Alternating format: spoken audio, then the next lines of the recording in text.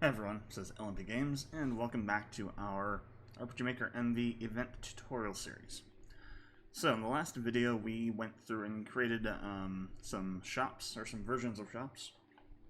We made like a really simple one, and then we made one that you might find in an actual game. And then I added in some extra things that you might maybe add to make it an even more high-quality kind of experience for the player. And for this video, we're going to be talking about map transfer events. We kind of already have touched on those, like with the with this here. It's like a map transfer event. So we've already kind of talked about this a little bit. We're going to be going into a bit more detail about how these work, what they do, what you can do with them, and I'm going to show you some other uses that you might not immediately think about that can help you in certain circumstances.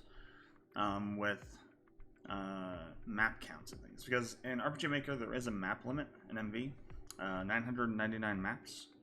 You might think, how would anybody ever get to 999 maps? Well, it's easier than you think. It requires a certain size of game, obviously, but that scale of game doesn't often get made in RPG Maker, but you know, it can happen and has happened before. And there are also some other kinds of things, like if you're building out a puzzle game and you build out a bunch of random maps that have some sort of like puzzle maze kind of thing about them, or you have like a plugin that generates a random maze or something like that. And you want to have like a bunch of maps for that. You know, it's another instance where that can happen.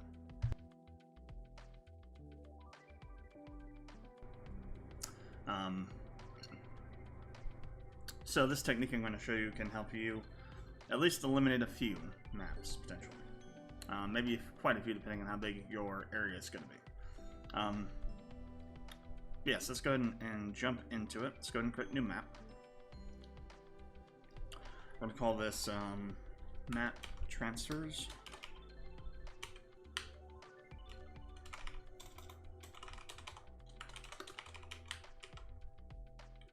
Oh my god.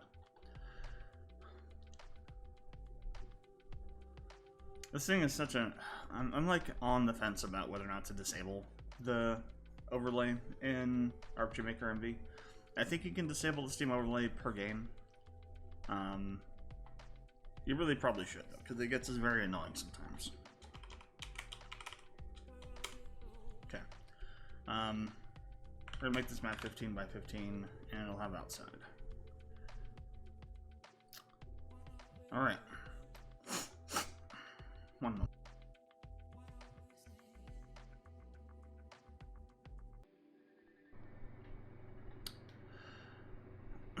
So, one thing we're going to do though is we're going to connect these maps together now with map transfers. So,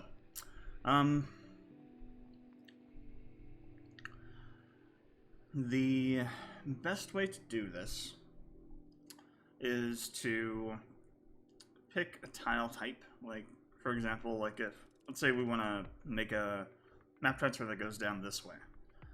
We want to pick a tile that we can use that will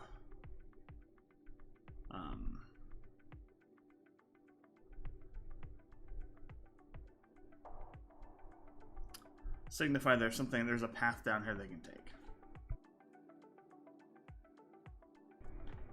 Is there no tile for dirt with grass around it? Or is that this one? Why are these overworld tiles so limited? What's going on here? I don't use the overworld tile set in MV because my game doesn't have an overworld map, so I never actually had to use these things before. They actually kind of suck, to be honest. Like, there's nothing for this grass into dirt. Not really.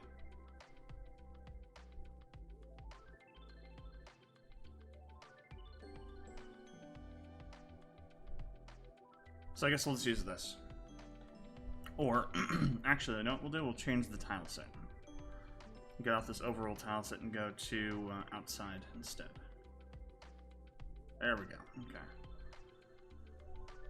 For those, use the actual one that we should have an analog for on the overall map. But we don't, because that just says lazy, greedy bastards. Okay, so now we have our thing here that kind of tells the player, oh, there's probably a path down here. We can go down this way. You would also have other things. You wouldn't just do this. Maybe you'd have like somewhere you'd have maybe maybe there'd be a path through the map that would go like this or something, and then you would come in from this side and go down this way or something like that. Or you'd have like an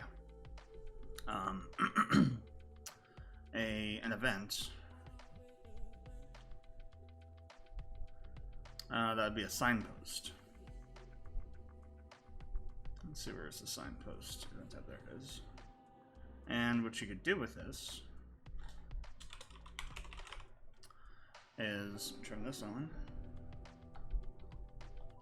What you could do with this is create a literal signpost. So show text. So say west,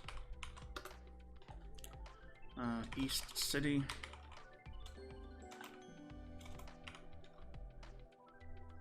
South city.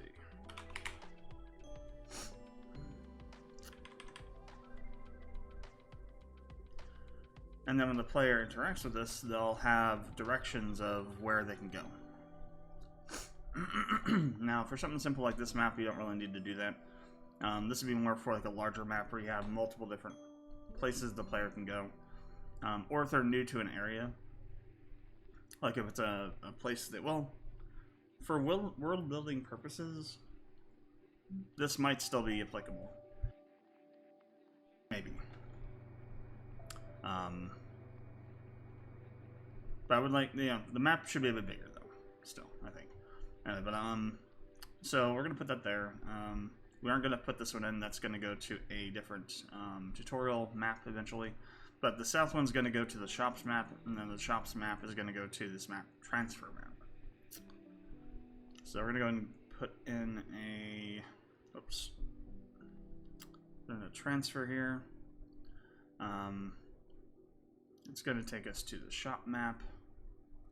And wherever you leave at, the cell you leave at should be the cell you go in on your next map. So even if they don't have the same width, what you should do is count from left to right. So, it also I think depends on, it would depend on the side that you can enter in. Well,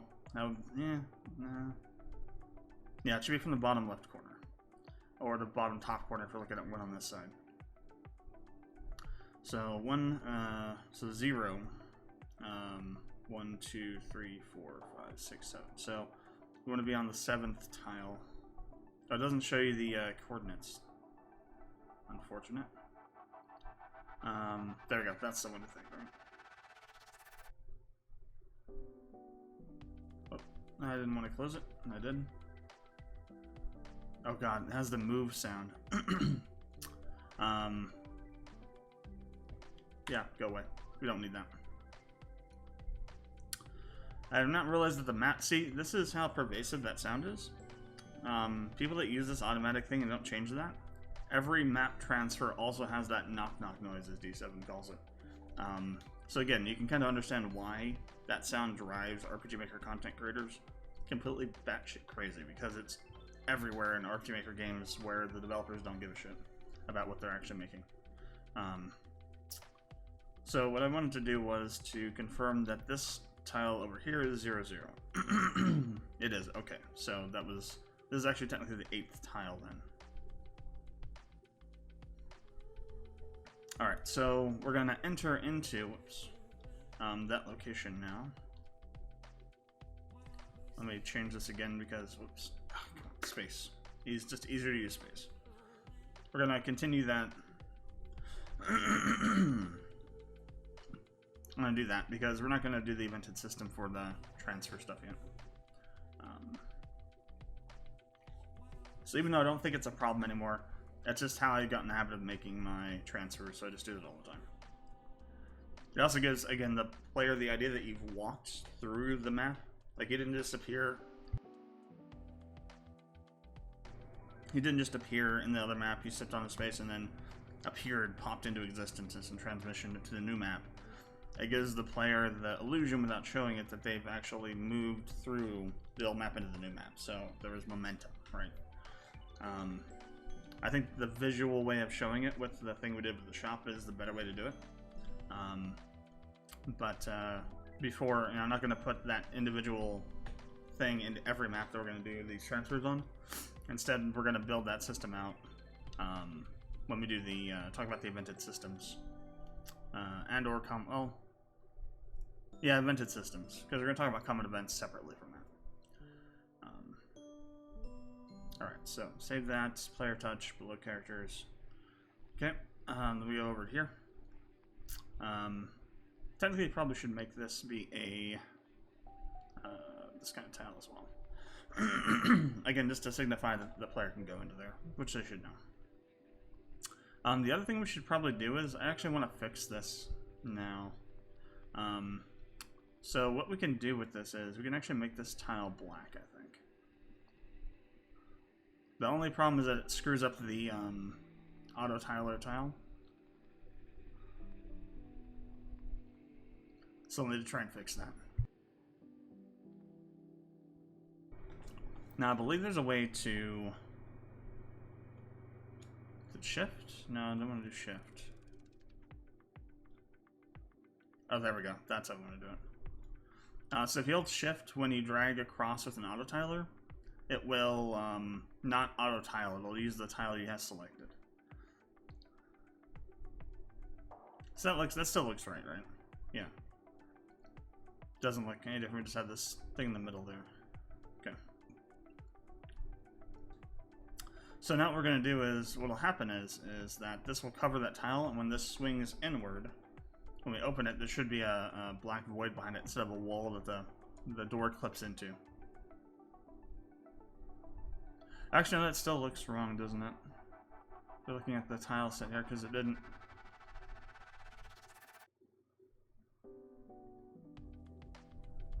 There we go. Okay, that fixed that.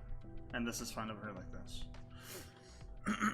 It's because since this doesn't continue anymore, you can see how this has that on it.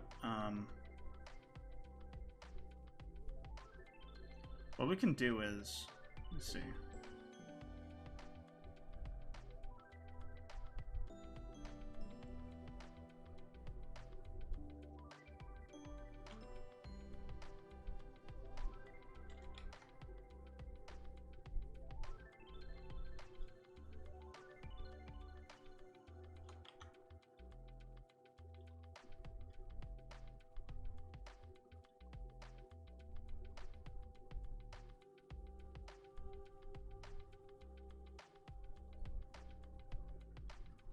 And this is one of the things you have to deal with when... There we go. Now that looks like it should. It's fixed properly now. We need to put the window back in. This is one of those things you have to deal with, you know, when dealing with the auto-tiler system. It can be very annoying. Very annoying. Okay.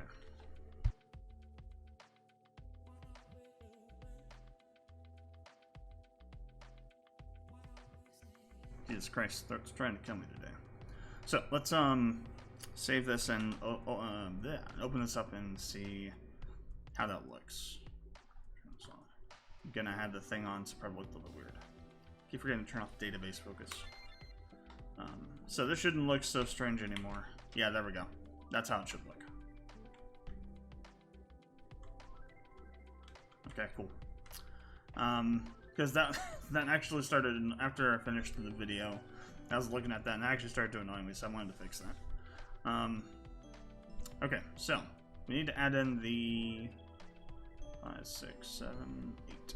You have to add in the map transfer here that goes back to the other map. Because if you can transfer to a map, unless there's a reason you can't go back, you should always put a transfer back.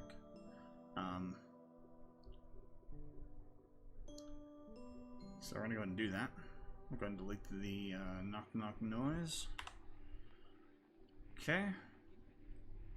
And also we should do the dirt there. In fact, maybe we actually should make a path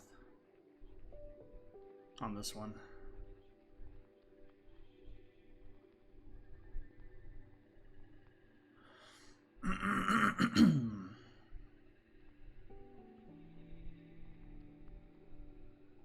Okay. Just preparing for other things. Then yeah, we'll put like a signpost here eventually. And instead of having like the thing we did up there, we're going to use the plugin names, the tutorial names. So actually, we could do that for this one, I guess, because we have more than 2 maps now that we're going to connect to this. So let's go ahead and make another one of these.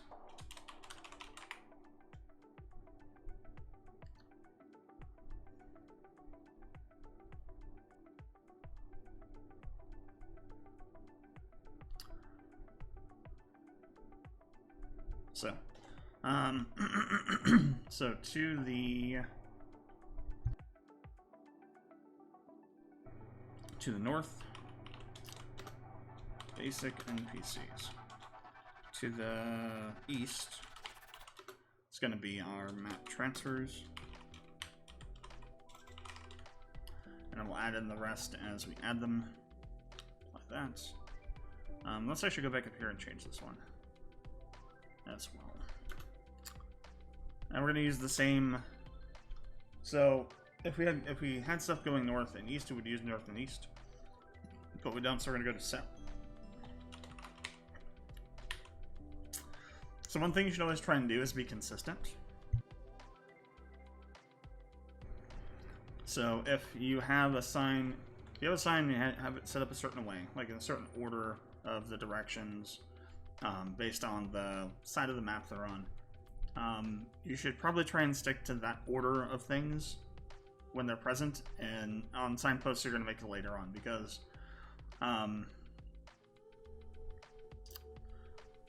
consistency is key, right? To making something believable. Like, here's another story writing thing example. You got a signpost. So, yeah, let's say that you're a first-time game developer, and you're like, well, I want to tell the player where they can go and where things are at. So I'll just create these signposts that just say stuff. So they do like, okay, this one goes south, this one goes north, this one will say east first, this one will say north second, this one will go south and west, this one will go west and east, then north and south, this one will go south and east, then west and north. And like, this is all fine, you know, this is where they need to go. The more important places are going to be at the top, and they'll be able to figure that out. Some people like me, are going to rake you over the coals for that, because, you know, a signpost isn't just a signpost. Again, you have to think of the context, everything you put into your game, as something about your game's world, right? So,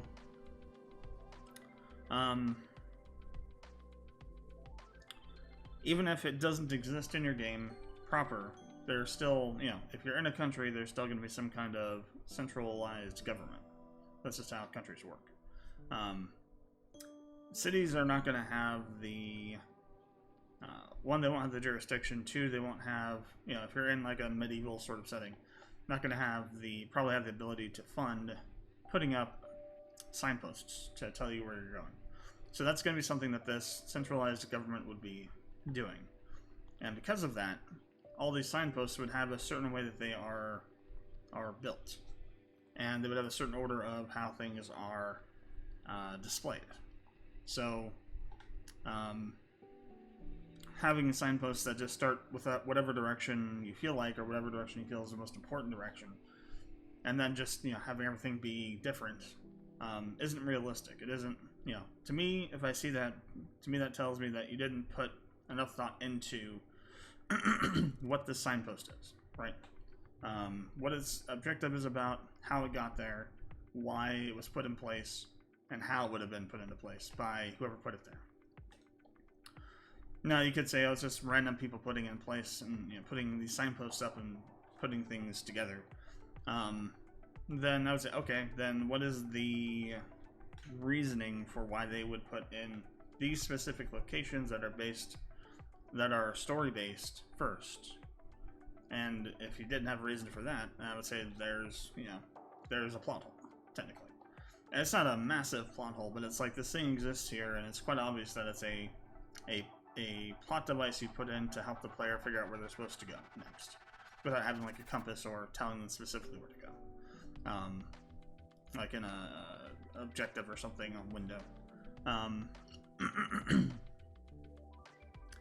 So everything that goes into your game should have a reason, you should know where it came from, why it was put there, and why it is the way it is. It sounds like a lot, but that's because game development is fracking hard. You can't just go in and make a game. You have to have... There's a whole process that happens before making a game that you have to do to make a good game. Which, again, is why we come back to RPG Maker allows you to make bad games real easily, because, granted, $80 is a lot. At the same time, it's a lot less than, like Unreal Engine, where you have a, asset store that things cost, $20, $30 easily, and you probably need 5 or 6 things out of the asset store for your game. If you're just starting out, because you won't be able to model, you won't be able to make art assets, materials and stuff like that, images for materials and stuff like that. You probably won't know coding. You won't have a IDE environment to code in, and you probably won't have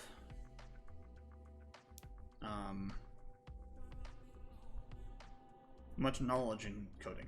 So all those things, when you add up the total cost of those things, assuming you don't pirate stuff, which is a valid means of getting things. I'm one of those people that says it's always correct to pirate from certain organizations. Adobe,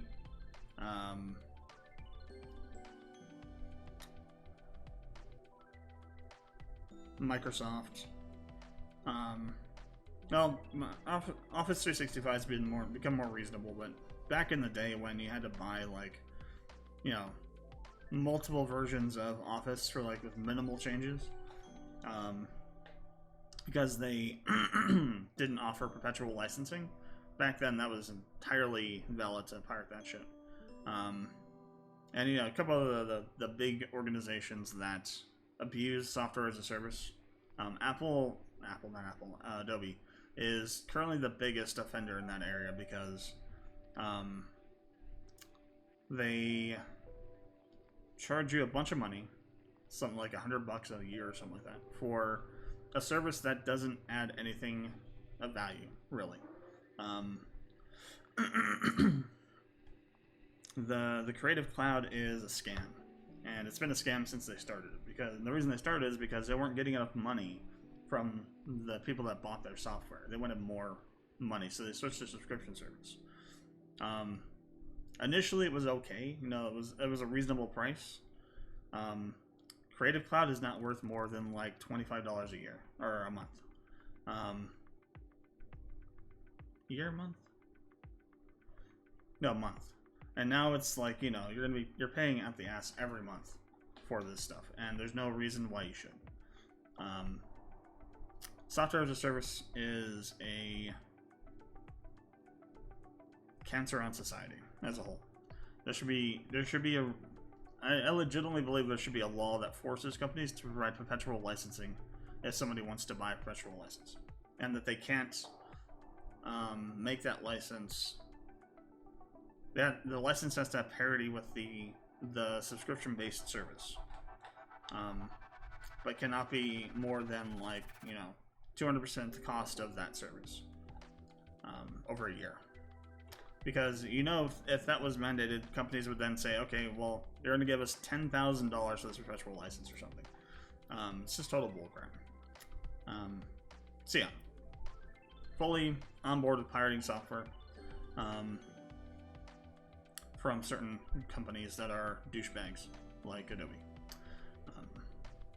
But yeah, so all that. So if you buy all this stuff legitimately and get the training you need to use them, that's easily going to be, you know, a couple grand worth of money, depending on where you live. So not, you know, first time developers not going to have that probably available to them to do all that. So you got something like RPG Maker where everything is done for you. All you need to do is go in and create a couple maps, write some dialogue, and you know, publish the game, and it costs you just like 80 bucks. It's comparatively a steal. But as a result, you know, if you are a new game developer going into making a game on UE5 or on Unreal Engine Unity or Godot, you're more likely to have more knowledge about how game development works because you have to put in that money.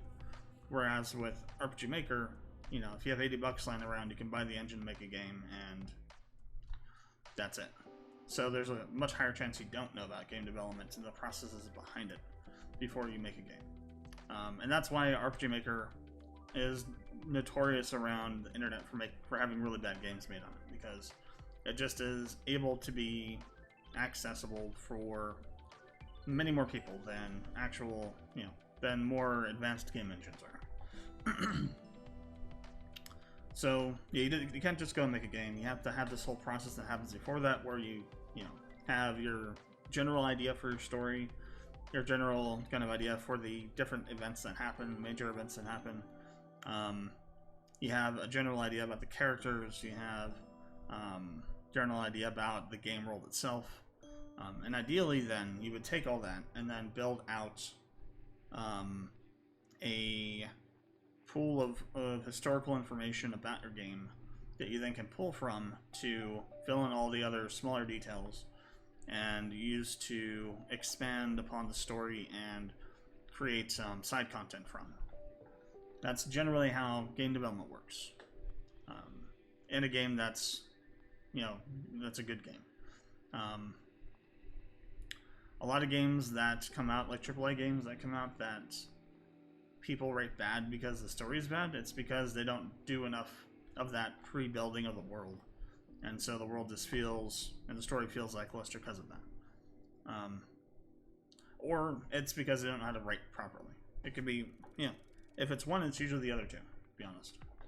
Because they kind of are interconnected. Anyway, so, yeah.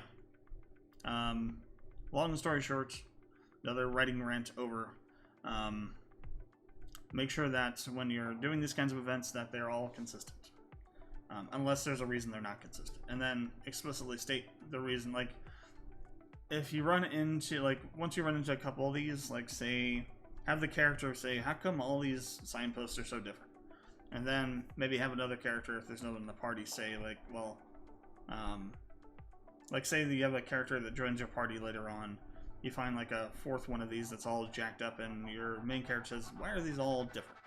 And that character, being from the area, could say something like, well, it's because these are put up by such and such people, and they yeah, they're not maintained properly, or something like that. Some you can put in some reasoning for why they're all different, and then you now have a story-based reason for why they're different. And it's also based on the character's knowledge of the area that joined your party recently. So you don't give the player that information right up front. You kind of create a little bit of mystery about it, and then you pay that mystery off later by having a new character that joins that's familiar with the area based on their backstory. Tell the player why they're like this, and you can explain off that inconsistency in a way that makes your game's world feel bigger and more detailed. So yeah, this has been another game writing tip session with LMP. This is literally what the writing tutorial series is going to be about. It's just talking about this kind of stuff. So you're going to hear all this again at some point. So south, we're going to have our shops, and then west, we're going to have something else eventually. Okay. So, shops. We said that this is going to be to the east. Let's go ahead and create another map transfer. So we are on tile, what is this, 11, right? 19 across, 11 down. Because it's XY. So if we're on 11 down, then we need to go to 1 on the other side, actually. Oh, and you can't also move it with the cursor on this one. That kind of sucks. 1, 2, or 0, 1, 2, 3, 4, 5, 6. Alright, so there's the 11th tile. Move 1 over. Okay.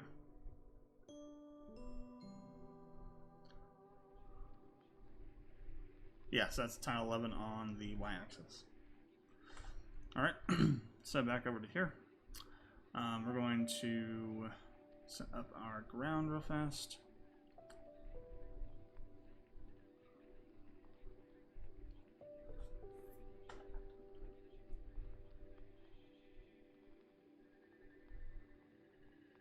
Okay. So, map transfers.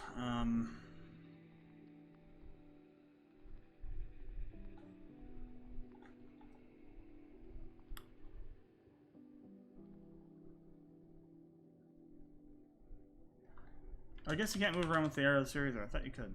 I wonder if they changed that recently, because so I thought that was a thing that you could do.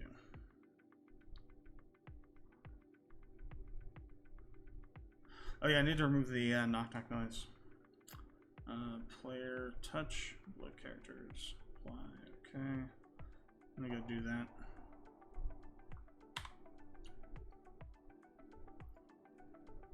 I did that on that one already, and I did it on this one.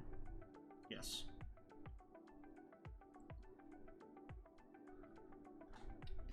Okay, cool. So making sure they're all, I know we did it with the shop, with the door. I know we did it with that one. Okay, so map transfers.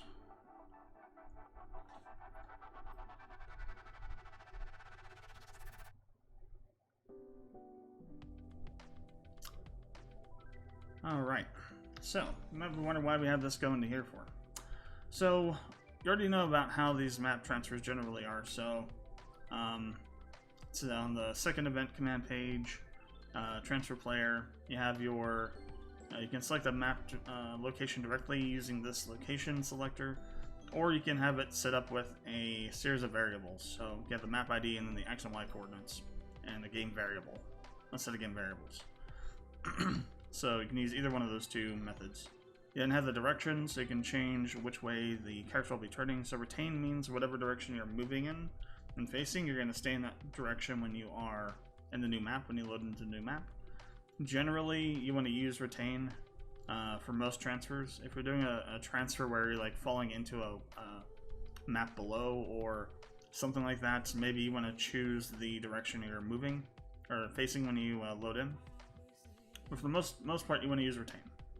And then fade allows you to change which type of fade you use. So you have fade to white and fade to black. And then none. And none can be used for some interesting effects, which we're going to actually do right now. So let's go ahead and cancel all these out because we don't want to change any of that. So what we're going to do is we're actually going to create a map transfer that transfers you from one location to another that looks like it's the same place, kind of. We're going to have this map here. We're going to have our transfer be right here. So let's go ahead and add a transfer.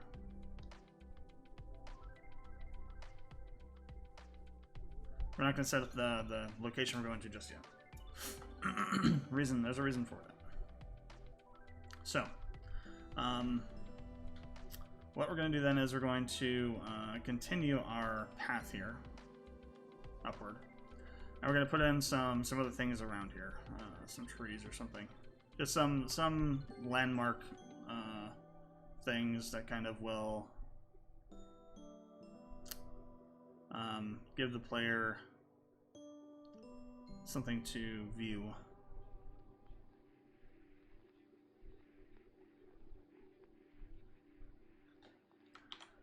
mapping tip things you should try not to have tiles that are directly across from each other.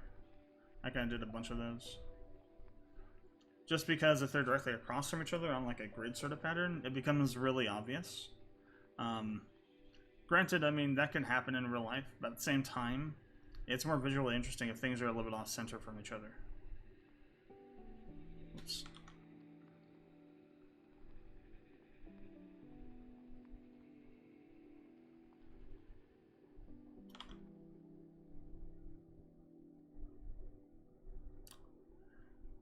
In this case, maybe I'll put this one down here since we got these other trees that are kind of there. Let's also put in some grass.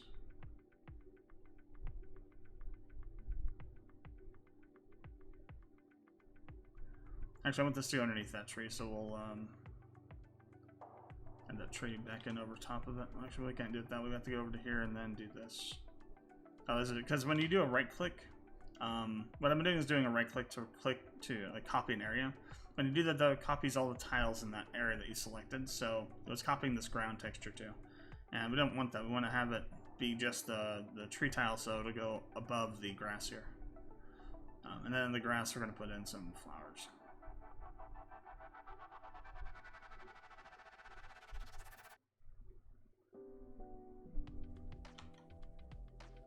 We'll maybe we'll do actually this one down here, and then put this one over here, so that we can do. They still can't really see what it was, I guess. We'll do it there. And you might think that that's stupid because you can't really see what's anything there, but you can see this little bit here that's not the tree, and again, just gives a little bit more detail. So let's do that. All right. So now, how's this map transfer going to work? Because we got to transfer right in the middle of the map. And you might be thinking, well, what's going on here? Well, what we're going to do is we're going to actually make a map that has a transition in the middle of it, but it will look like the map's continuing. And we're not going to do a transfer fade. And it's just going to look like you're continuing on the same map. So we're going to copy this map, paste it. So let me delete this, and we're going to paste it. Actually, it should be underneath our...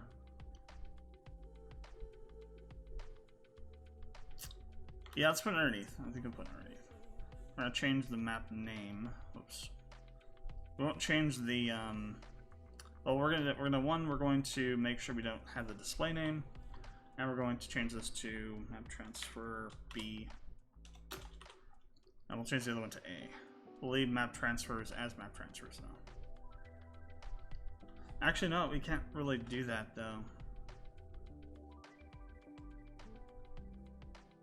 So this is one of the problems with this idea, is that if you leave the display name in there, it's going to display it, which we don't want to do. So we can't actually have the name there. All right, so we have this here. Now what we're going to do is we're going to shift this map. So if we go to shift, we're going to shift it.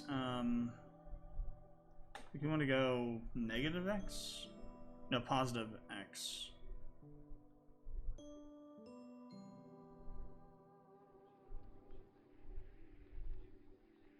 No. Oh, I can't undo that.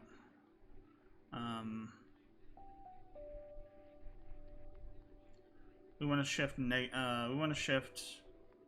negative Y, I think.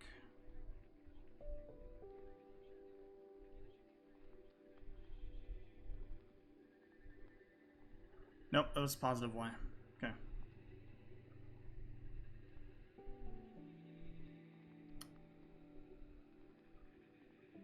Or actually, no, we don't want to shift at all. Whoops, my bad.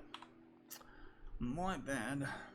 We want to extend it by adding in more tiles. So we want to increase the height to 30.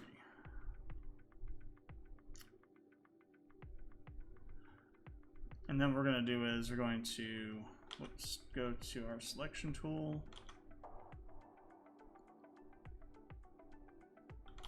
Or yeah, do this.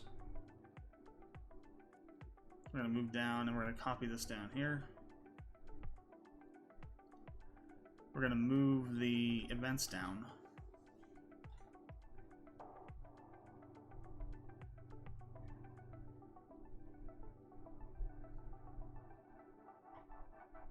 The pink one. Actually, we don't need that event, so we're going to delete that. So essentially what you're going to see is the player will still see this portion of the map down here, but they won't be able to go back to it because they're going to be here. So if they move down, they're going to hit this. Now, part of the problem with this is that we need to have, ideally what you would have for if you do this is you'd have these map transfers across any tile they can move along whatever axis they're moving across to the other map. Because what can happen is you can go around this space and you would be still on this existing map, not on the previous one. So it's either that or you have some way of blocking the player into this particular space and not letting them go off the into these other areas. So just beware, this is not a complete example of this, but it's going to be one that we're going to do. And we're going to change up the map up here, because this is a different section of this map. So we're going to change all this out.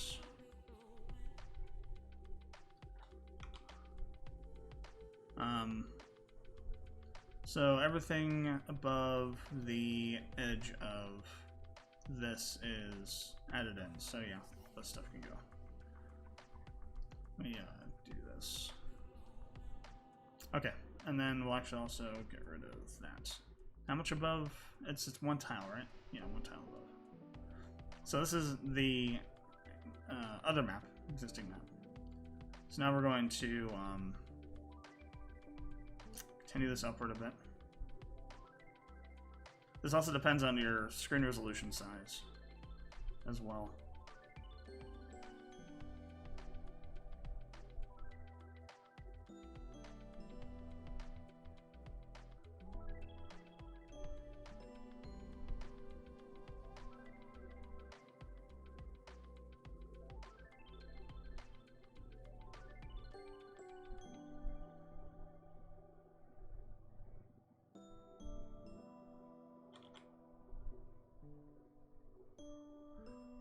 So we're kind of making the implication that we're going into a more forested area.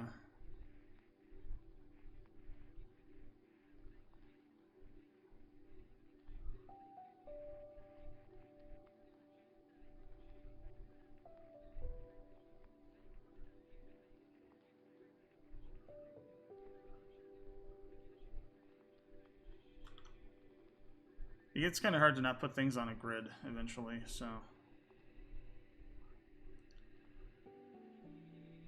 Actually, there's another one there. When that starts happening, you need to start like adding in other types of things. Like we'll start adding in some grass. Just add some more texture.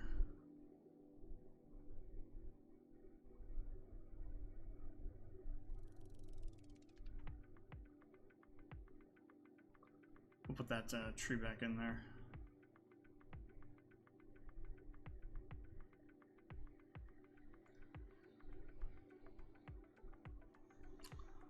Also, when you put in grass and stuff, try not to make it like symmetrical. It wouldn't necessarily be unless it's being properly kept by somebody. It wouldn't be symmetrical in nature, so try and not do that with your stuff as well. There was one over here that we had, and then this one space here.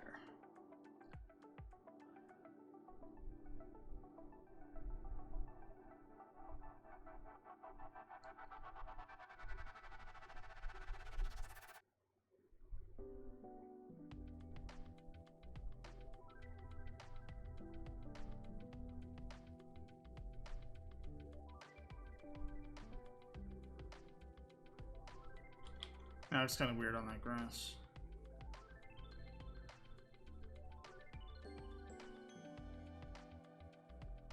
Can't really see that there, so.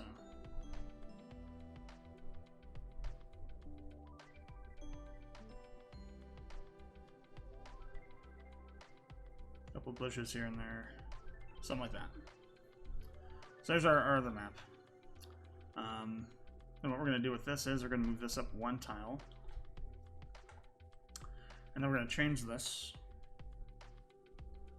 transfer location to be on top of the transfer location for the other one.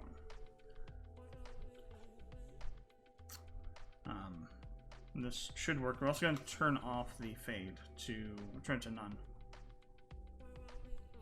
And then we'll go to this one, and we're going to do the same thing here. It's going to go to B. It's going to be one tile above. Or, no, it should be the tile of. I transfer on that one. And then no retain, or no fade. Okay. So, let's go ahead and start the player on A. And let me show you how this looks.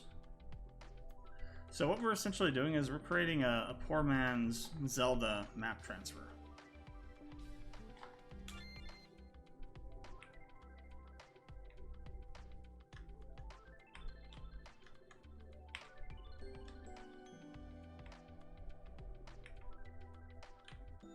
It looks kind of jerky and weird, sort of. It's because what happened is that the new section of the map was still visible. So what should happen is that, based on your resolution, you should have a space where some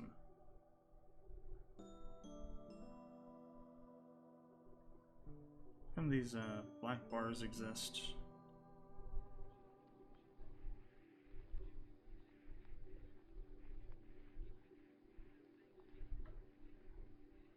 I don't know why. Oh, because the map is the size it is. Duh.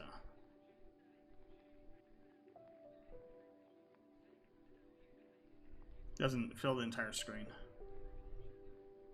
So what you should do with this map is we need to start this back further, is the problem.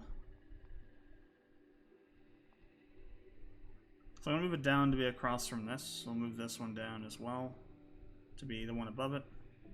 And let's see if that helps with making this look more correct. And you'll have to fiddle around with it a bit to get the best look. Oh, I didn't change the actual location of the map transfer. Gotta do that too. This is B, so I'm gonna go back to there.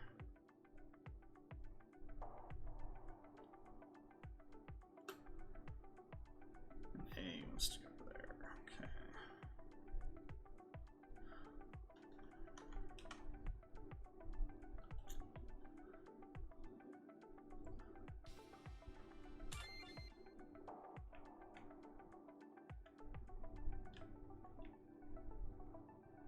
So you can kind of see there's still a little bit of weirdness because you're moving, right? So what I would actually say is, then it should be the same tile going both ways. I was wondering about that. I wasn't sure. I haven't done one of these in a while. I think the last one I did with one of these was for Zelda-style. So I think it was Zelda-style that came onto my stream sometime 2 years ago. I think I was looking for help with a map. I think it was Zelda-style. It might have been somebody else. Looking for help with trying to figure out a map transfer thing, and we came up with something like this.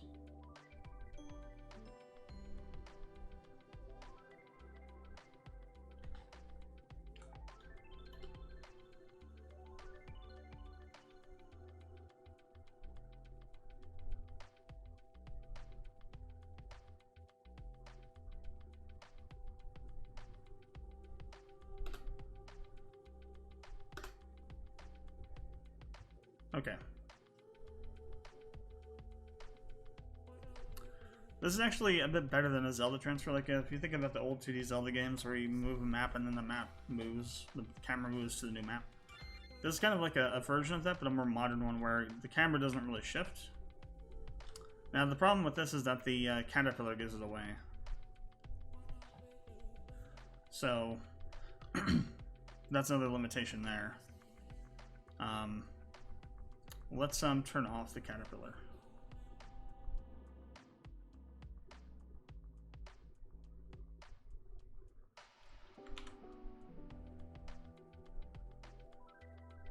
So there are some limitations that you'll need to be aware of with this. But when you do it, and it's, you know, all those issues are kind of dealt with.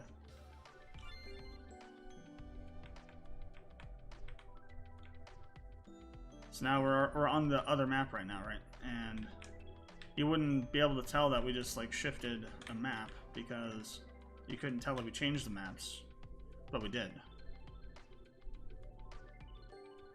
Now if we go back up here, you're gonna find that we can't see. It looks a little bit trippy, doesn't it? Because it doesn't seem like you're actually changing the map, right? Like that, you still can tell if you are very familiar with RPG Maker. You can tell when it happens. Like when we actually were moving and we had a little bit of a jerk, that was the map transfer happening. But that was just because we're moving upward, and there's a little bit of lag in the engine rendering. But normally, like right here, you can't even tell. There's a little bit of lag there. There's actually though, you can tell there's like sometimes there's a split second of the sprite kind of glitching out. In some cases, and that's how you can kind of tell. But aside from that, you wouldn't know that you're actually on a different map. And again, the problem with that is that you have to have map transfers across the entire width of the map or height of the map, depending on which way you're going. But yeah, so that's how you do like a Zelda-style map transfer. Or actually, I would say a modern version of one. Can be very useful and very, very powerful to make the player seem like they're traveling through a pretty large map, when in fact they're traveling through multiple maps. So it's an interesting way to hide map transfers, as opposed to like the ones where you go and like you're at the edge of the map and then you just go to a new map like that. The other one type of map transfer I want to talk about is ones where it can help you limit the number of maps that you have to create. And the way that works is we're going to create another new map here. So this pretty much, well, it can work for, it depends. It works best for maps and areas where you can see the void.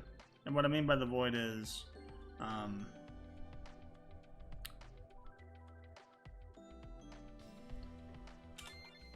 like these black bars here. This is the part of the map that has nothing to render, so it's just the void. Like you saw when I was trying to size the window to make these go away, and then I realized, oh, it's because the map doesn't actually fill the entire screen.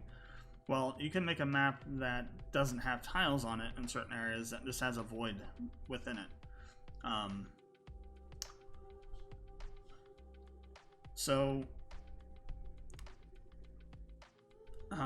There are a couple different ways you can handle this type of map that we're going to create. So we'll create two of them, just so you can see the difference here. Don't be very big maps though. So we're going to say Cave System 1.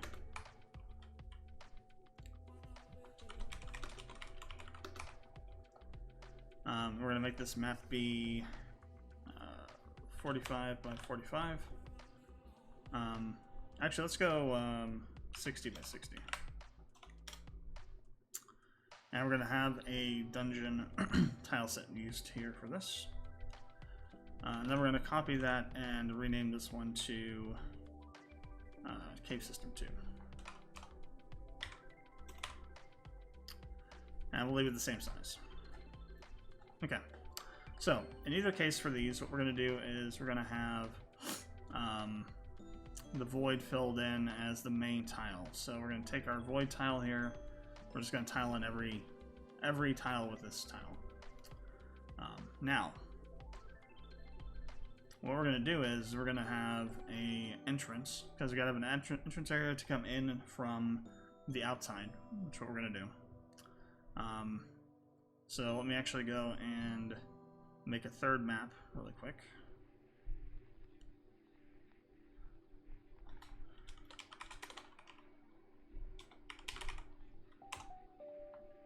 We won't give it a name. 25 by 20. And that'll be outside.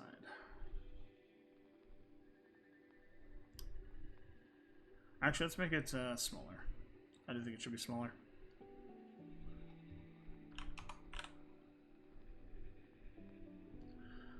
And then what we're going to do is we're going to have grass. Let me see, where is this going to come in from?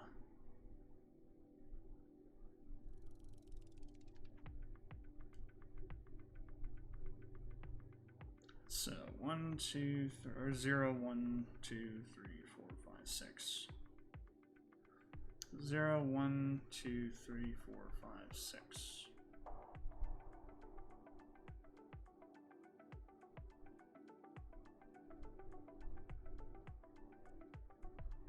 Okay.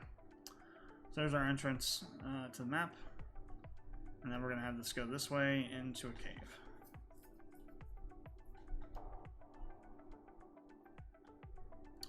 So we're going to build a hill here.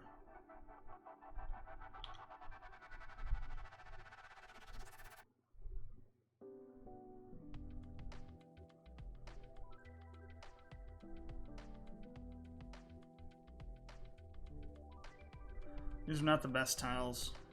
If you can get XP's tile sets, do so, because the hill tiles are a lot better looking. This is what we had to work with, so that's what we're going to work with.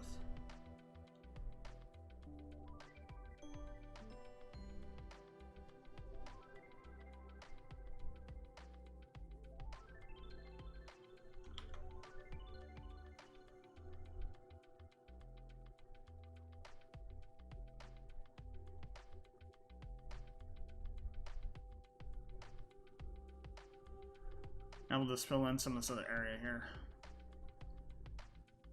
It's like a foresty kind of thing.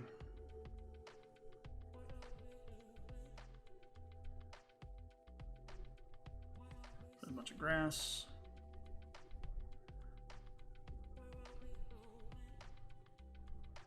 And then we'll put in some trees. Oops.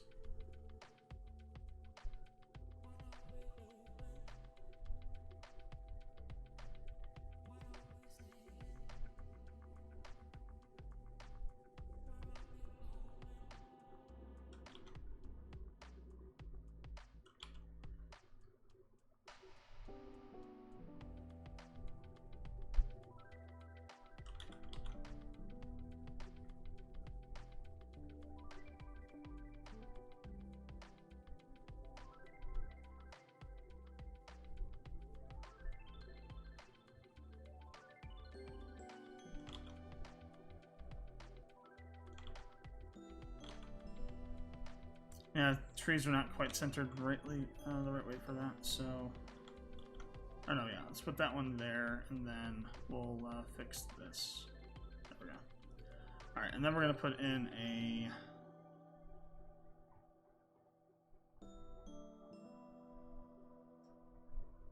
cave entrance there.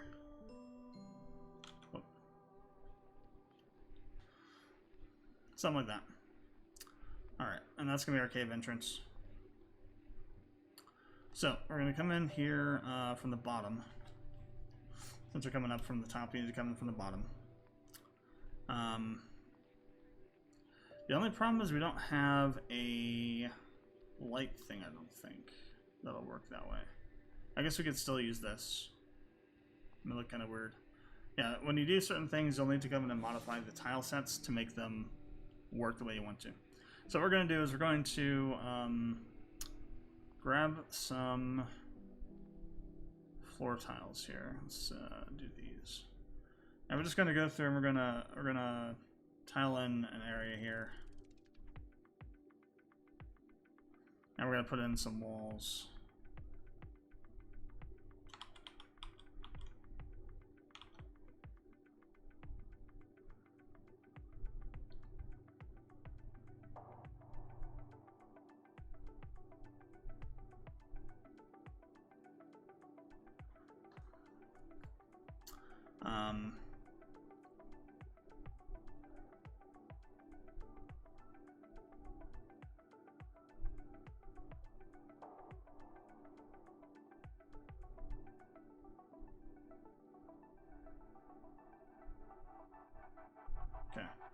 have a small little cave area here. We're gonna throw in a light thing. So in the case we got light coming in from, I guess I do have one that comes in from the bottom like that. So this is like the entrance here, and then we come into this, and we're gonna have like a thing over here. Let's also get rid of the shadow, because you shouldn't have the shadows in a cave.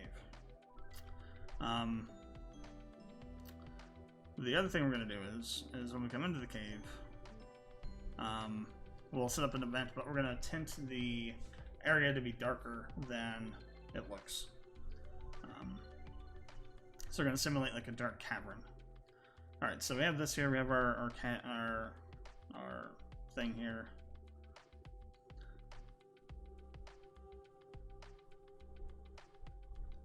Actually, no, we do want to do that.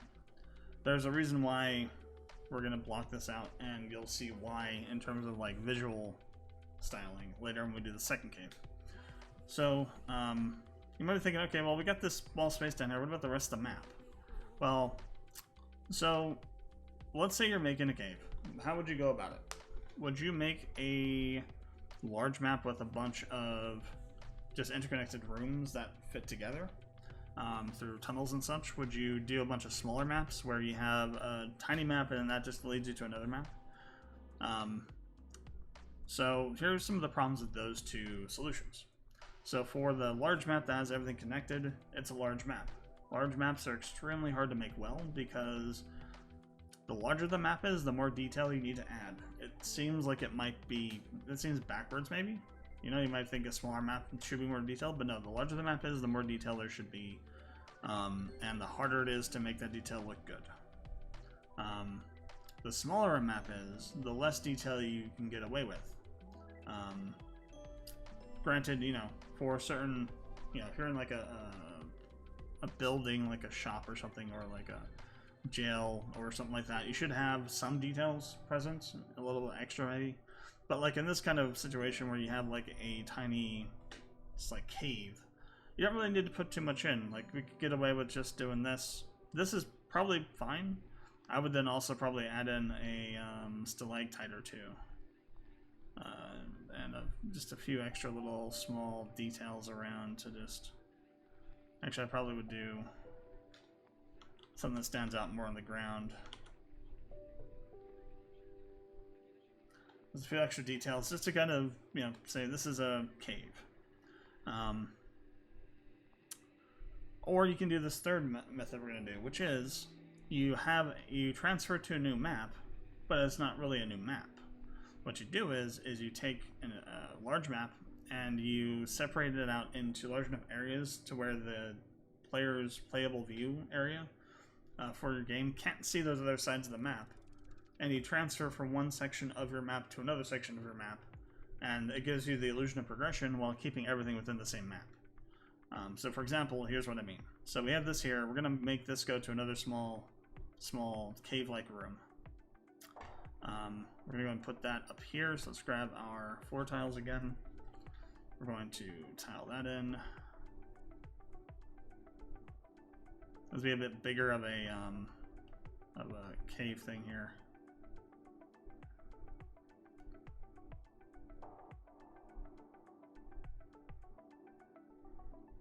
And let's try and keep it a little bit more unsymmetrical.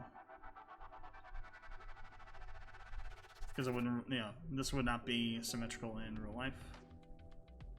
Alright, so let's add in, actually I want to move this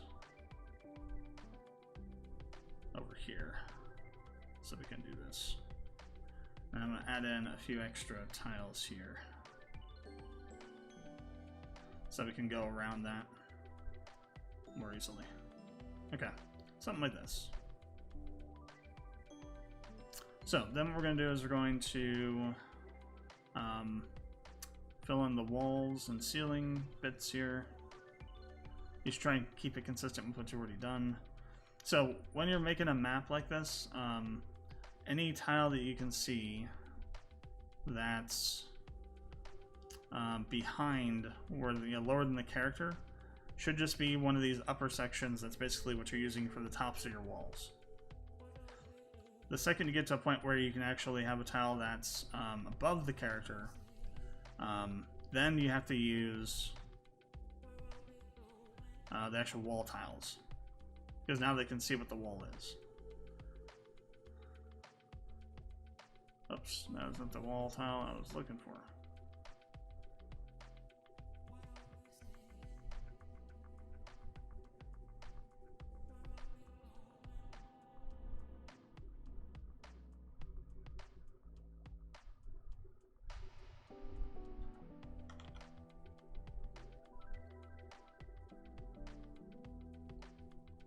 Then you should also connect these together so they're a continuous line. And then what we're going to do here is we're going to leave this just like this. Maybe we'll put some walls here, just to give the illusion that it's going down. And this is still visually consistent with... Actually, probably should be 2.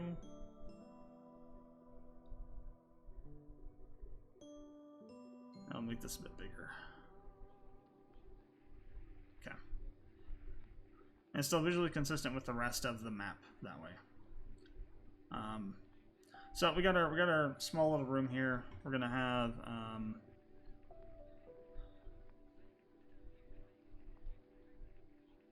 we do need to do one thing though, which is we have to make sure we have an entrance location. And we need to put another exit.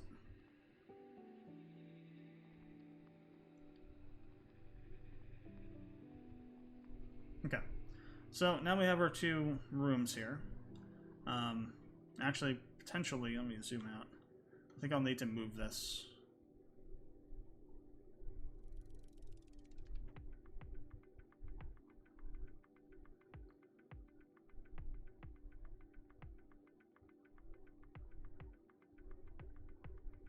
So I think it's still too close to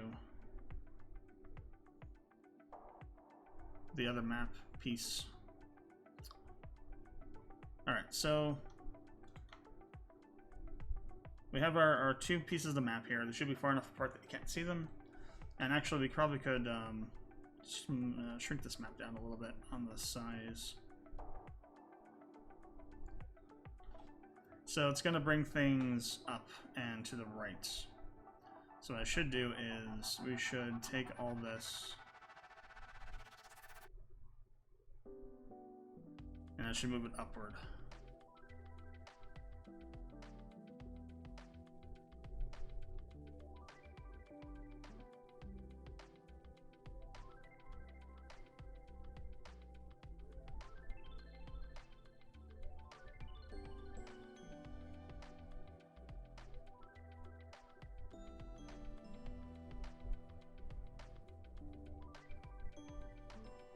Okay. We're still going to put this back where it needs to be, but I want to move this over so I can shrink this down first. So for the width, let's start by going down to 30. And then for the height, we're going to bring it up a little bit. I still want to keep this distance, so we're only going to remove this, a bit of this. So we'll go like 45. Okay, that was the wrong one to do. So we'll have to re-add that back in. You really should be a bit careful when doing this. And do smaller amounts. I was a little bit too over-enthusiastic there. Luckily it wasn't too much that we destroyed here, so I can recreate it. Whoop.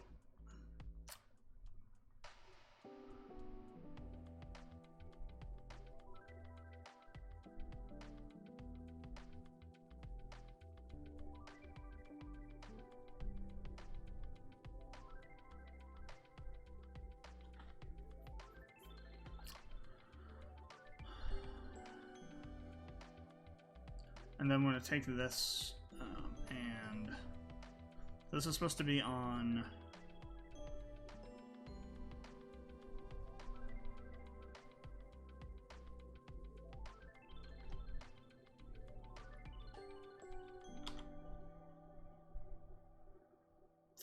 tile 6.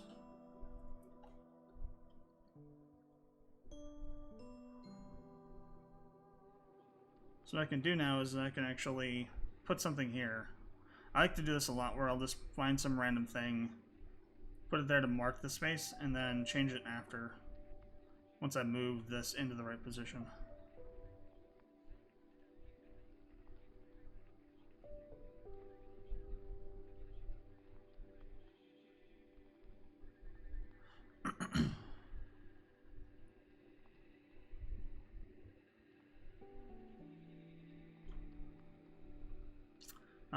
We also had a small one of these, and another one of these down here. Alright, now what we're going to do is we're going to make the this event be back to being no sprite. And we're going to change this back to player touch. And we're going to add a map transfer to transfer A.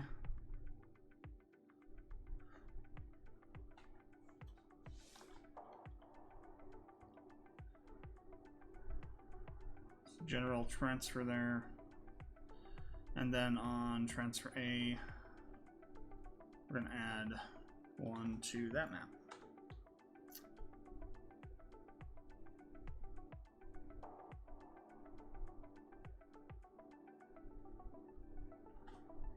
Now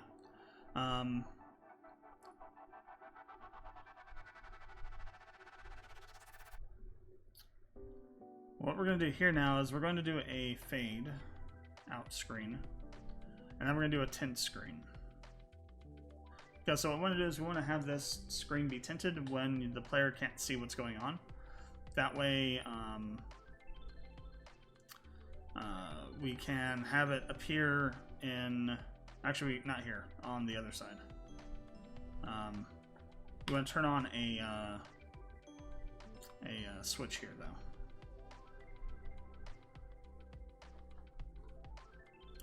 So let's go ahead and do a control switch. We're going to do entered cave, and we're going to do one called exit cave. Because I believe tints, window tints, I think they persist from map to map. I think. We can see, we'll leave the exit one out of this for now. We'll see if it actually does do that. We're going to turn on enter cave. Hit apply and okay. Then over on this one, we're going to do a new event here. We're going to make this be a parallel when enter cave is turned on. We're going to make sure that the one thing we need to do actually before we do this, let me go back, hit OK on this. On our thing here, we need to do a screen fade out, and then this should be a, on the transfer should be a none, because we're gonna have the screen faded out. We need to fade it back in on the new map. So go back to here. Oh wait, no, I'm stupid. This needs to go there. Duh. Cancel that, copy this. We need to paste it over here.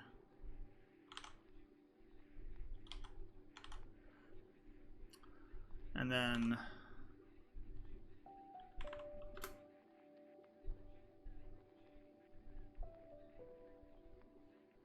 this goes to map A. Forgot we made this entrance area here.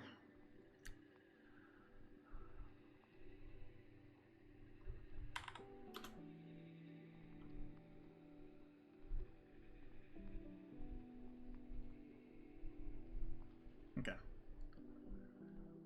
Now, back over to this. So fade the screen out, leave the fade to none there.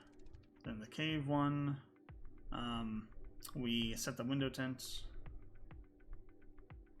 We'll put to dark, and then we're going to increase the blue a little bit.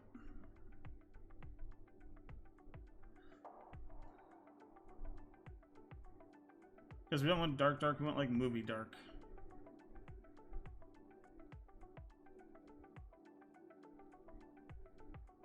Well, let's see what this does.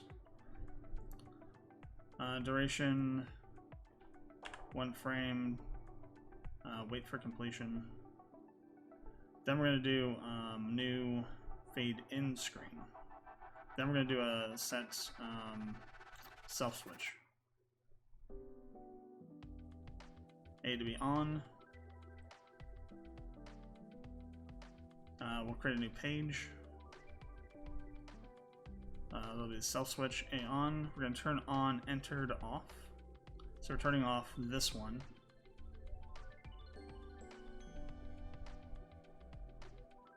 And then we're going to turn off self switch A. So this is a bit of a complex little dance here. So what's going to happen is, because we want this to run anytime we enter the cave and this is turned on, and this is a parallel, remember.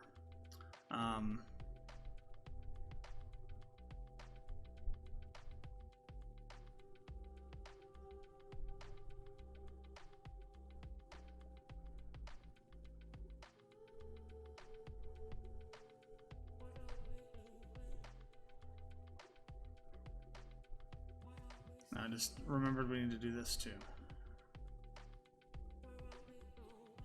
Okay, so it's a bit of a complex rigmarole thing going on here. So, by default, we're going to have this here, and this, if none of these other conditions are true, it's going to be a normal event, action-based, action trigger-based, so it's not going to be running automatically. When we enter this map, we're going to have this flag, this switch be on, so we're going to run this particular page. And what that's going to do is it's going to tint the screen to that dark color and then fade the scene in. Then it's going to turn on the self switch. What that's going to do is that's going to run this page, which is also parallel. What this is going to do is it's going to turn off both entered cave and it's going to turn off self switch A. So then what will happen is this event will then return back to its general state, which is not a parallel.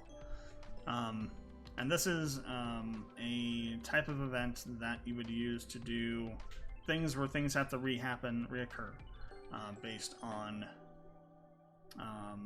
entering another location for some reason, like this, like making the screen go darker, because we're in a dark location. And that's how you would set one of these things up. These can get pretty complicated, and there are certain situations where this will break.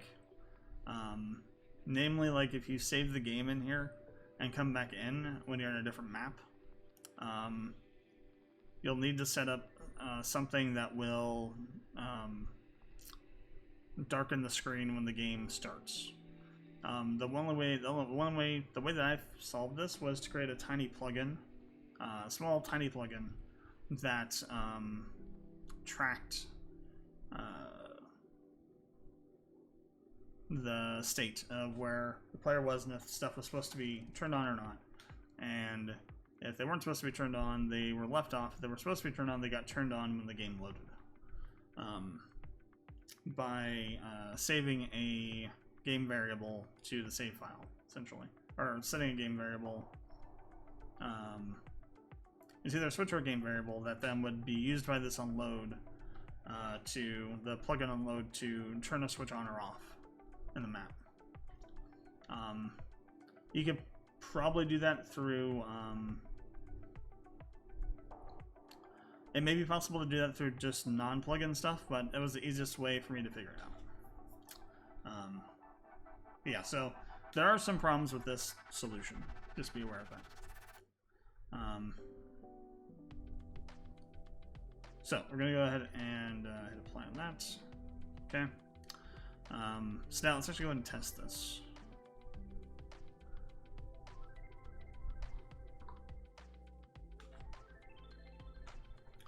And see what happens. I'm gonna go in and leave. Actually, I don't think I set up the exit one, did I?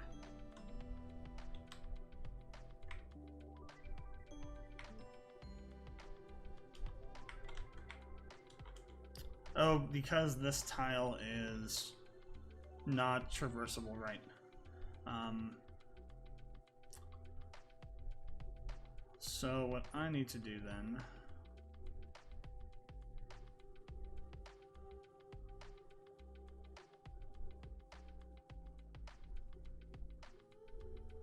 is that. And that still looks kind of weird though, so let's undo this.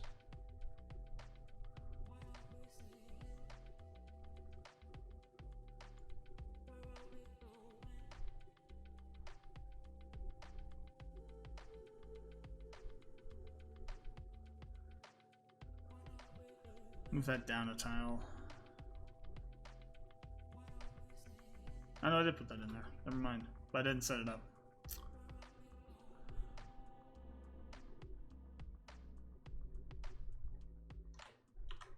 Okay. So I'll solve that.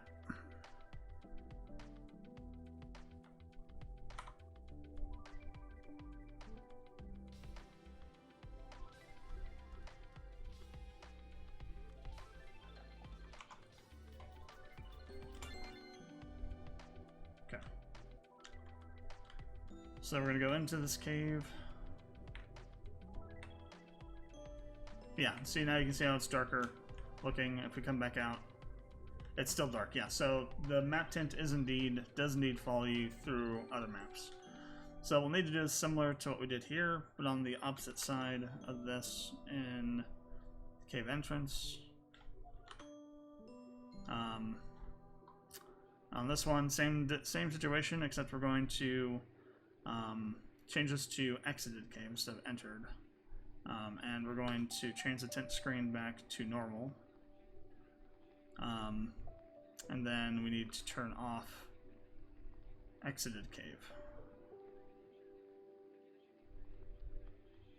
Then in the cave, system 1, we need to add in the fade map, fade out, the switch control to turn on exited cave, and then we need to modify this to be none.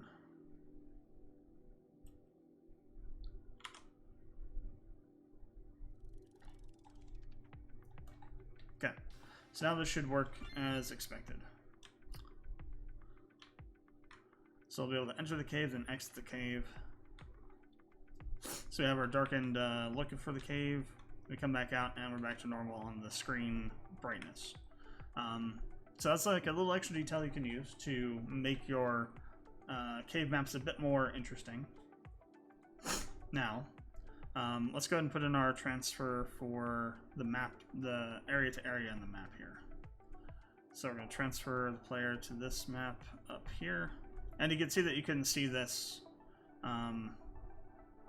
this section from down there, which is what we want.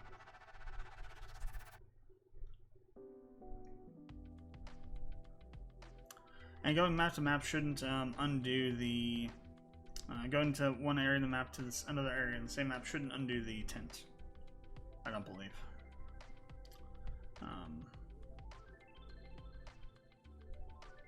Okay, that. Come up here, put in a transfer here, back down to here.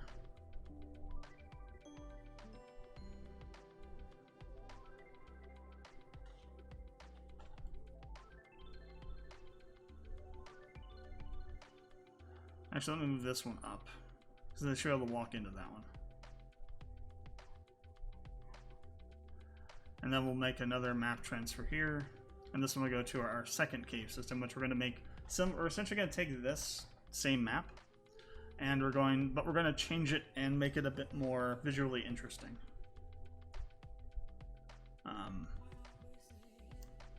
By doing some specific things. Well, we're going to make a couple small changes to it. We'll just create the player transfer. We're not going to actually set up anything for it. I'm going to move it above so we can't walk onto it. Also, for this area here, we got to do a couple things really fast. We got to take this shadow out. me to add in a few things.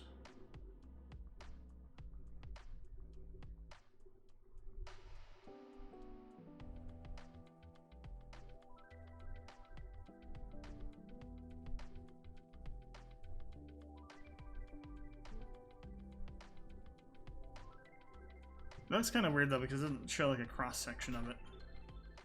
We'll put this there instead.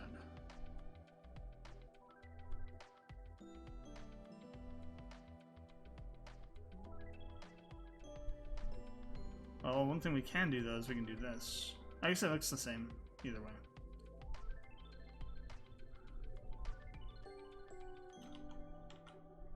Okay, we'll do that.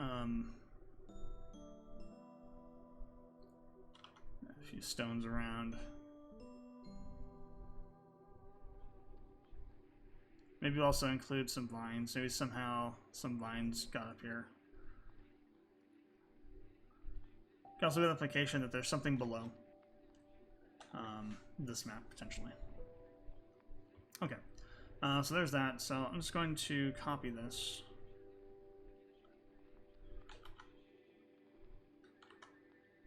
Whoops, let me delete that one.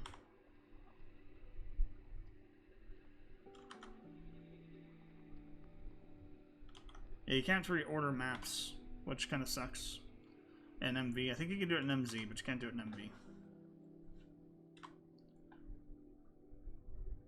So we'll just edit the name for this one to Cave System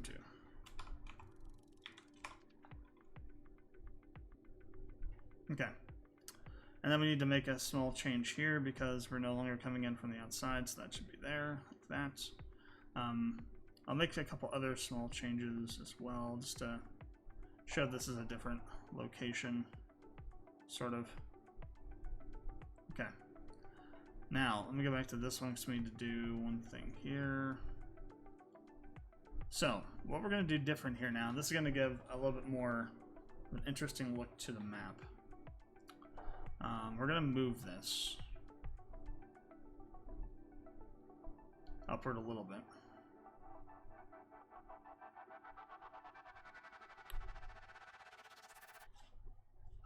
Because what we're going to do is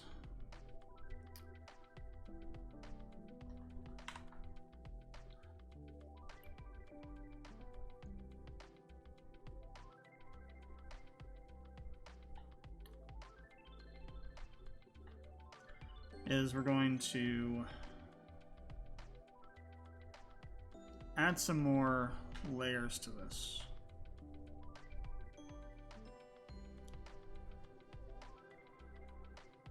So we're going to make this come down here. We're going to just chip away a few spots here. But this should contact the bottom of the map though, so the player kind of knows that you came from there. Because they're going to be able to see this section down here. Then what we're going to do is we're going to add in some walls on the outside. So before, when we said we weren't going to do walls on the outside because the player can't, you know, technically it's below the player, so the player shouldn't see that stuff. Now we're going to add those.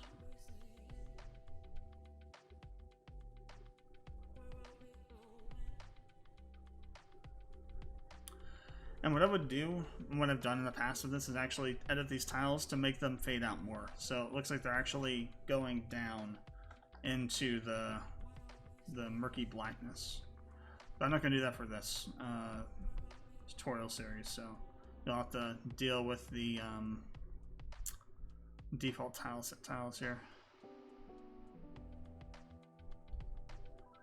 Just imagine that these kind of continue and start fading out more and more. I can show you an example on in my game when we get to a point where we can do that. Just so you can have a visual representation of what this should look like.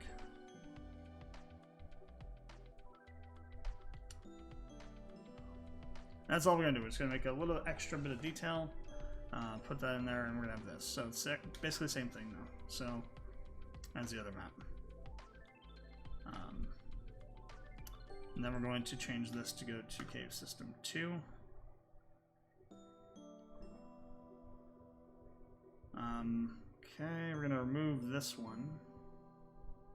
So this shouldn't go anywhere. We'll delete this transfer.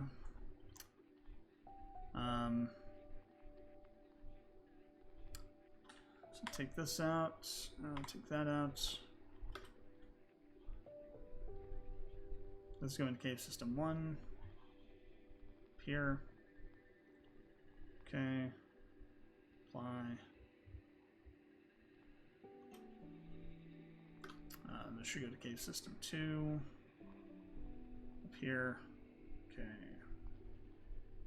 Apply. Oh. Let's notice that should be player touch.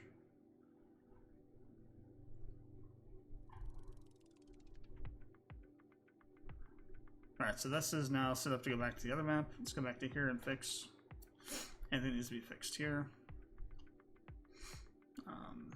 Player touch. Let's go to cave system 2.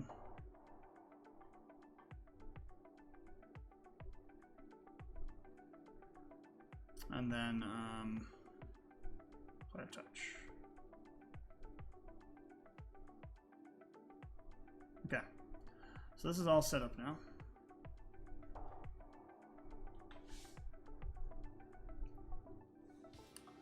So let's see how this looks now that we have this fully complete.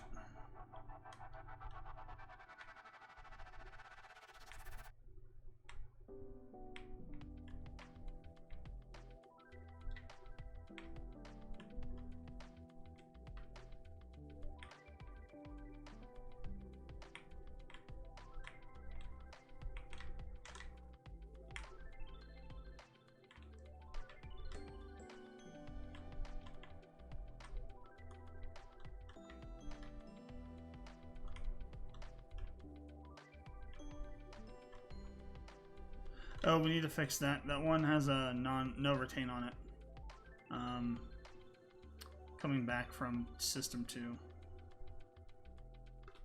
That should be set to black. All right, and that's some examples of how you can use map transfers. A couple different ones. So let me show you what I was talking about a minute ago here. Let me open up my game folder.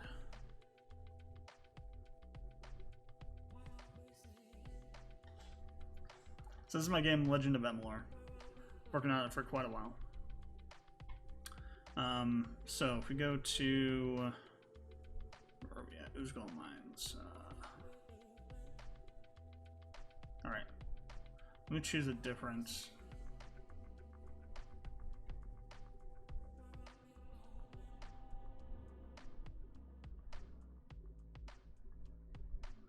I need a good example. I need a smaller map here.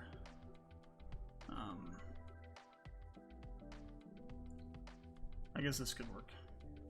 So, for example, here you can kind of see how these tiles. Zoom in. So these are the tiles from RPG Maker XP, by the way. But you can see how these tiles kind of fade out into, they fade out into blackness and give the impression that they continue downward. That's what I was talking about with the back when we were building that second map. These are actually edited in Photoshop. Basically, it's just a repeated series of these two. And then these ones have like a higher, increasing degree of a gradient blur or gradient transparency applied to them. So they fade out into this darker black, and it makes it seem as if it continues down. There's a problem we gotta fix. Whoops, there, cancel. That's probably been there for years.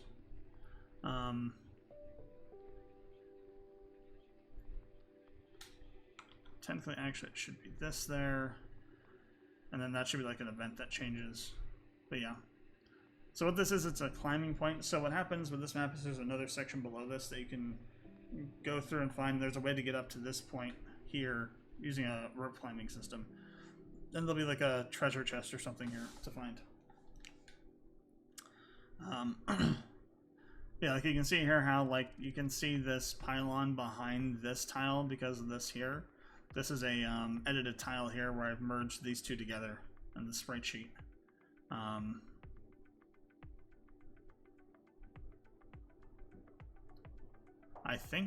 pretty sure. It's a merge tile, I might be wrong. Did this like in 2022, early 2022 or something like that.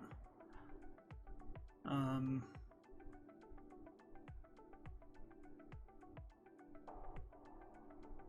don't know, I think I took the pylon and I shifted it so that the top section of that would be at the top of the tile. And then what happens is you put that in, then you put this on top of it, and you have this neat effect where it looks like this is going behind this thing. And what happens, what this does is it gives it scale. Like, this doesn't look like anything, right? But when you look at this and then look at this, you compare the two and you realize, oh, these must be the same height, right? Because they're the same kind of thing.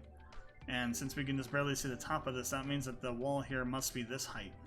And it's a trick to give, it's a way to trick your players' minds into realizing perspective of things in this kind of isometric perspective of RPG Maker's.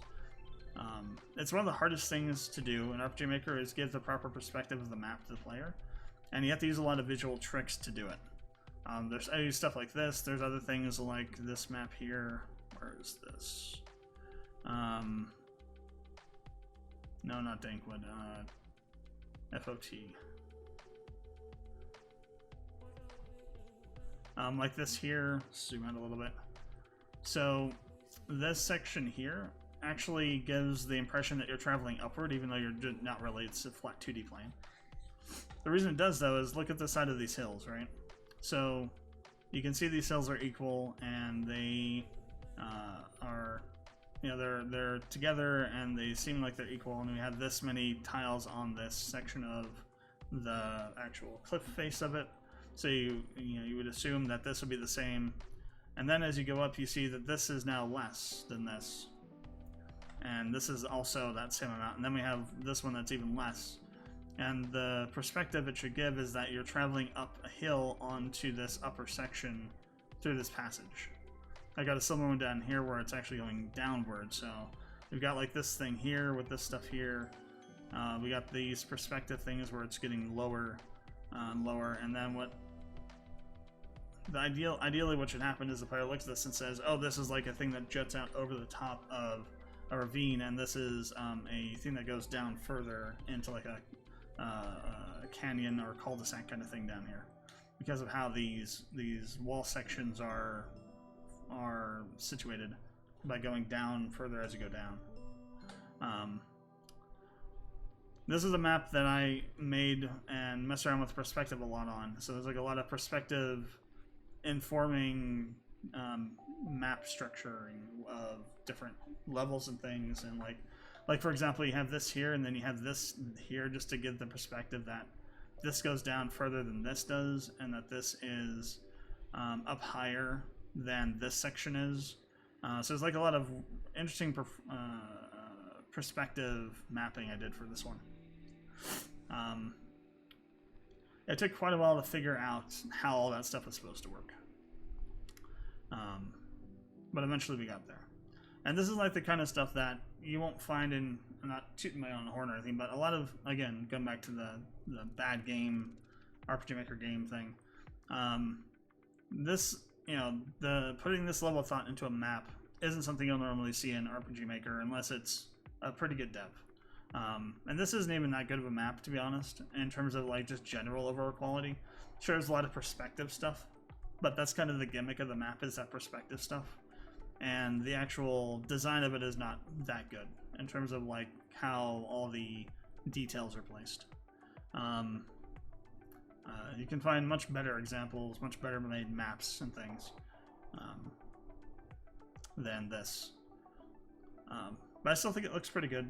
And I think like the main goal was to do that perspective kind of bending, if you will, of taking a 2D image. And like if I turned off all the collisions and allowed the player to walk on every tile, you could just walk straight across the map, and because it's 2D plane, really. It's all just sprite images.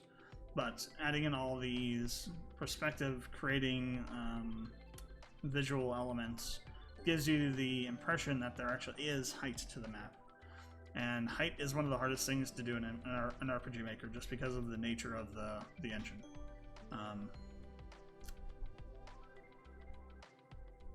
But yeah, so that's what I was talking about with those tiles over here.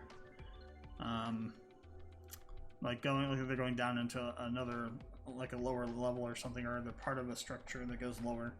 But I wasn't gonna go into Photoshop and do that for this tutorial. But yeah, so thanks for watching. Yeah, I'll see those changes.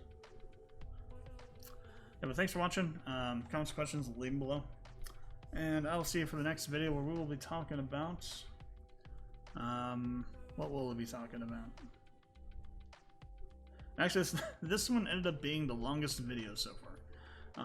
Actually, I'm not surprised because we did some things that I wasn't planning on doing, like the Zelda type 1 map transfer thing. That was something I just remembered as I was starting to record, and I was like, oh, we should probably do this too. Our next video is going to be on map enemies. So show you how to do on-screen enemies as opposed to doing random encounters. But yeah, so I'll see you guys for that video. Until then, this is LMP Games, and I will catch you guys later.